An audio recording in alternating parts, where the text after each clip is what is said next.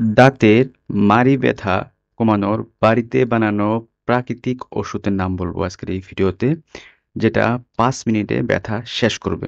তো আজকের এই ভিডিওটা শুরু থেকে শেষ অবধি দেখতে থাকবেন যদি আপনারা এই বিষয়ে জানতে চান।